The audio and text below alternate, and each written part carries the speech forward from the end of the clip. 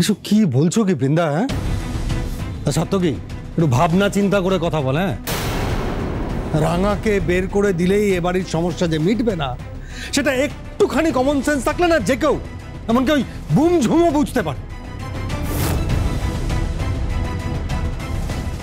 ভুলে যাস না যে রাঙা আক্কুর অর্থাৎ এই বাড়ির ছেলের বউ।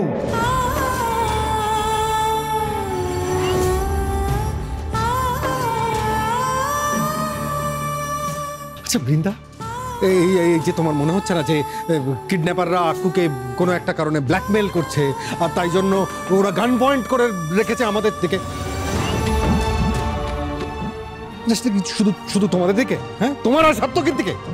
আমাদের বাড়ি সবার দিকে রয়েছে।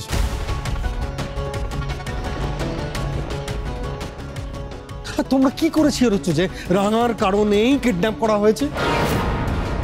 অন্য কোনো কারণে যে ওকে কিডন্যাপ করা হয়নি তার কি গ্যারান্টি আছে?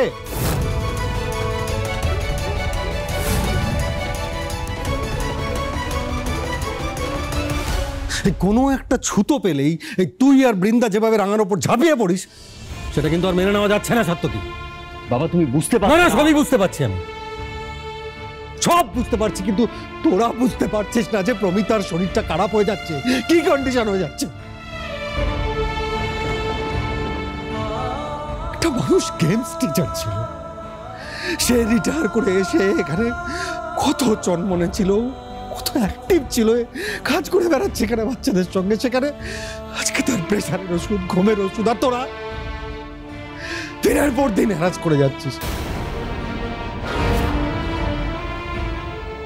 একটা মেয়েকে সে নিজের দায়িত্ব নিয়ে এলো এখানে, নিজের ছেলের সঙ্গে বিয়ে দিল, তোর তাকে কনস্ট্যান্ট হ্যারাস করে যাচ্ছিস কেন?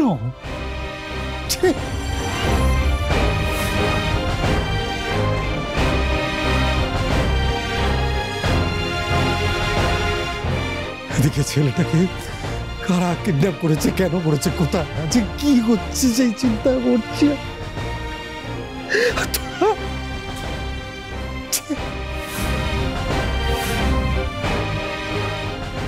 এইটাই সমস্যা বাবা, তুমি আর মা আমাদেরকে বোঝোই না।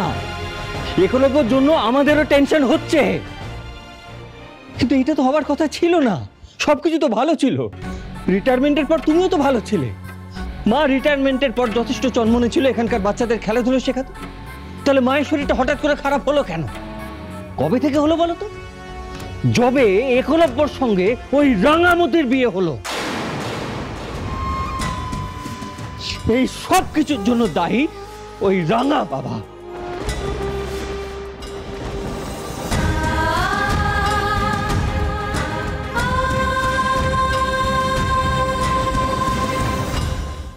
রাঙামতি তীরন্দাজ সোম থেকে রবি প্রতিদিন সন্ধ্যে 7:30টায় স্টার জলসায় ও জিও হটস্টারে।